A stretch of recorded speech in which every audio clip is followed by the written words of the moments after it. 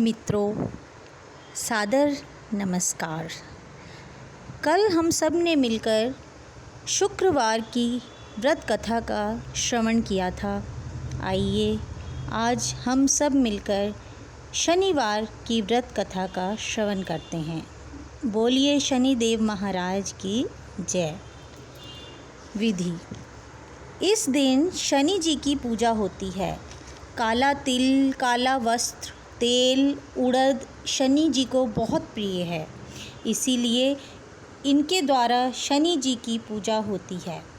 शनि की दशा को दूर करने के लिए यह व्रत किया जाता है। व्रत कथा: एक समय सूर्य, चंद्रमा, मंगल, बुध, बृहस्पति, शुक्र, शनि, राहु और केतु इन ग्रहों में आपस में झगड़ा हो गया कि हम सब में से सबसे बड़ा कौन है। जब आपस में कोई निश्चय न हो सका तो सब के सब आपस में झगड़ते हुए इंद्र के पास गए और कहने लगे कि आप सब देवताओं के राजा हो, इसीलिए आप हमारा न्याय करके बतलाओ कि हम नवों ग्रहों में सबसे बड़ा कौन है। राजा इंद्र इनका प्रश्न सुनकर घबरा गए और कहने लगे कि मुझ में यह सामर्थ्य नहीं जो किसी को बड़ा या छोटा बतलाऊं। हाँ, एक उपाय हो सकता है। इस समय पृथ्वी पर राजा विक्रमादित्य दूसरों के दुखों का निवारण करने वाले हैं, इसीलिए तुम सब मिलकर उन्हीं के पास जाओ, वही तुम्हारे दुखों का निवारण करेंगे।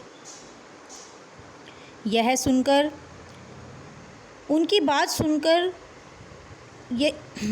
ऐसा वचन सुनकर सभी ग्रह देवता चलकर भूलोक में राजा विक्रमादित्य की सभा में जाकर उपस्थित हुए और अपना प्रश्न राजा के सामने रखा।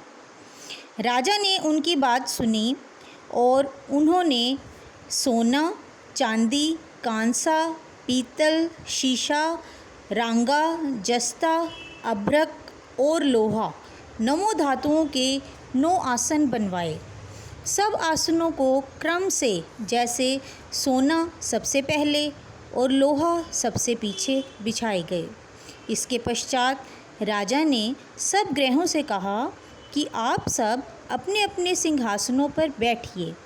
जिसका आसन सबसे आगे वह सबसे बड़े और जिसका आसन सबसे पीछे वह सबसे छोटा जानिए। क्योंकि लोहा सबसे पीछे था और वह शनिदेव का आसन था, इसीलिए शनिदेव ने समझ लिया कि राजा ने मुझको सबसे छोटा बना दिया।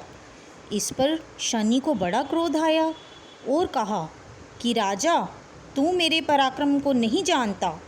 सूर्य एक राशि पर 1 महीना, चंद्रमा 2.25 महीना 2 दिन, मंगल 1.5 महीना, बृहस्पति 13 महीना, बुध और शुक्र 1 महीने, परंतु मैं एक राशि पर 2.5 अथवा 7.5 साल तक रहता हूँ।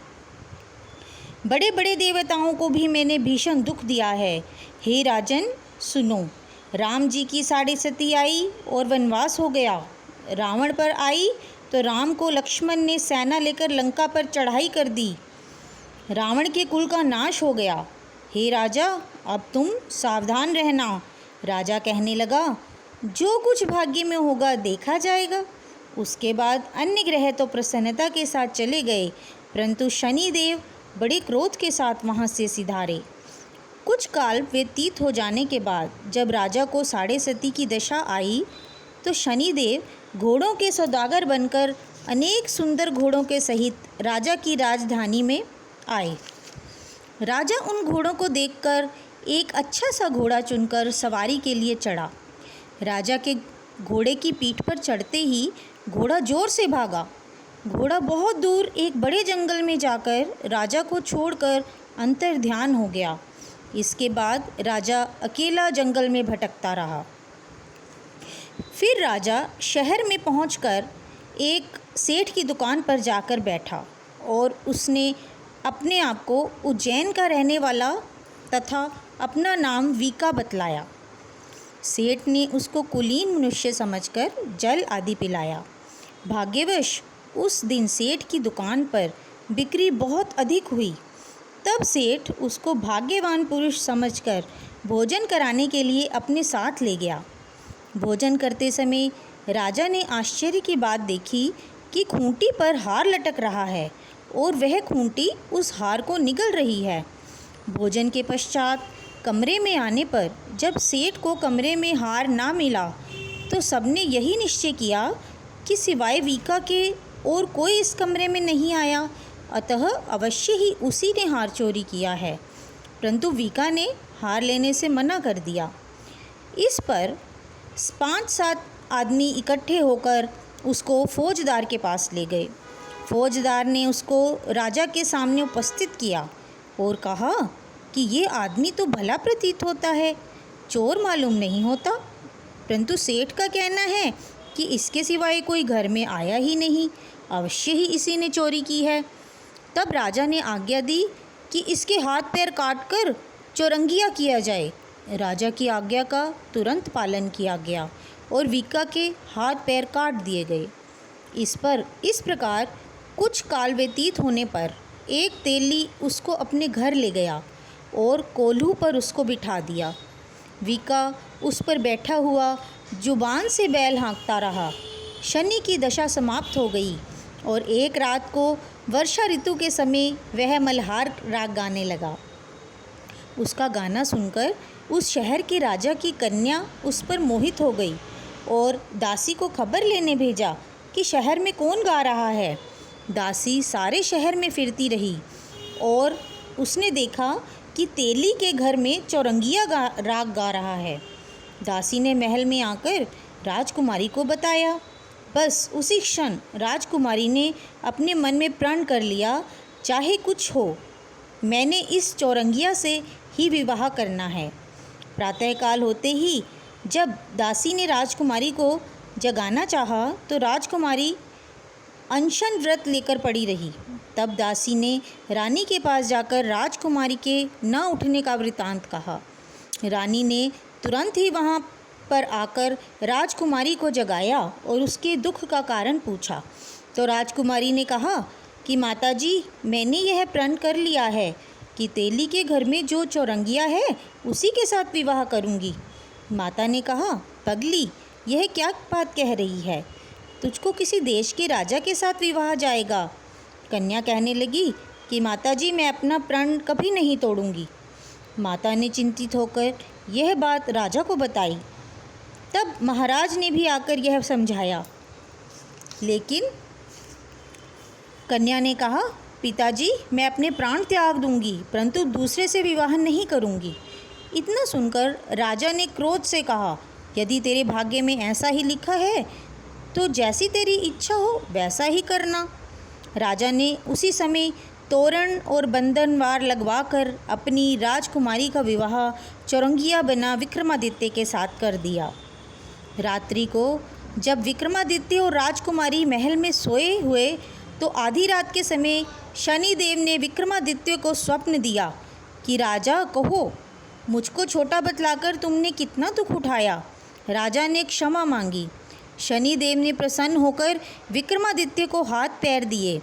तब राजा ने कहा, महाराज, मेरी प्रार्थना स्वीकार करो कि जैसा दुख आपने मुझे सौंप दिया है ऐसा किसी और को ना दें। शनिदेव ने कहा कि तुम्हारी यह प्रार्थना स्वीकार है। जो मनुष्य मेरी कथा सुनेगा या कहेगा उसको मेरी दशा में कभी किसी प्रकार का दुख नहीं होगा। राजकुमारी की आँख खुली और उसने राजा के हाथ पैर सही सलामत देखे तो आश्चर्य को प्राप्त हुई। उसको देखकर राजा ने अपना समस्त हाल कहा कि मैं उज्जैन का राजा विक्रमादित्य हूँ। यह बात सुनकर राजकुमारी अत्यंत प्रसन्न हुई। प्रातःकाल राजकुमारी ने अपनी सखियों से पूछा कि उसने अपने पति का सारा वृत्तांत बताया। तब सब ने प्रसन्नता प्रकट की और कहा कि ईश्वर ने आपकी मनोकामना पूर्ण की है। जब उस सेठ ने यह बात सुनी तो वह विक्रमादित्य के पास आया और राजा विक्रमादित्य के पैरों पर गिरकर क्षमा मांगने लगा कि आप पर मैंने चोरी का झूठा दोष लगाया, अतः आप मुझको जो चाहे दंड दें। राजा ने कहा, मुझ पर शनिदेव का कोप था, इसी कारण यह सब दुख मुझको प्राप्त हुआ। इसमें तुम्हारा कोई दोष नहीं। सेठ बोला कि मुझे तभी शांति होगी जब आप मेरे घर चलकर प्रीतिपूर्वक भोजन करेंगे। राजा ने कहा, जैसी आपकी इच्छा। सेठ ने अपने घर जाकर अनेक प्रकार के सुंदर भोजन बनवाए और राजा विक्रमादित्य को प्रीति भोज दिया। जिस प्रकार विक्रमादित्य भोजन कर रहे थे, एक अत्यंत आश्चर्य की बात सबको दिखाई दी। जो खूंटी पहले हार निगल गई थी, वह अब हार उगल रही है।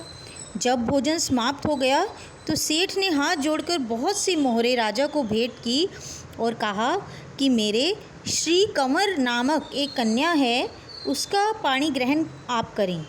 इसके बाद सेठ ने अपनी कन्या का विवाह राजा के साथ कर दिया और बहुत सा दान दहेज आदि दिया। इस प्रकार कुछ दिनों तक राजा वहाँ निवास करने के पश्चात विक्रमादित्य ने शहर के राजा से कहा कि अब मेरी उज्जैन जाने की इच्छा है। फिर कुछ दिन के बाद विदा लेकर राजकुमारी मनभाविनी, सेठ की कन्या श्री कंवरी तथा दोनों जगह के दहेज में प्राप्त अनेक दास दासी, रथ और पालकियों सहित विक्रमादित्य उज्जैन की तरफ चल पड़े। जो कोई शनिश्चर की इस कथा को पढ़ता या सुनता है या हुंकारा भरता है, शनिदेव की कृपा से उसके सब दुख दूर हो जाते हैं। शनिवार की कथा को व्रत के दिन अवश्य पढ़ना चाहिए। ओम शांति, ओम शांति, ओम शांति। शनिदेव जी की आरती। चार भुजा तहि छाजे, गदा हस्त प्यारी, रवि नंदन गजवंदन, यम अग्रज देवा, कष्ट न सो नर पाते, करते तब सेवा। तेज अपार तुम्हारा, स्वामी सहा नहीं जावे, तुमसे विमुख जगत में सुख नहीं पावे।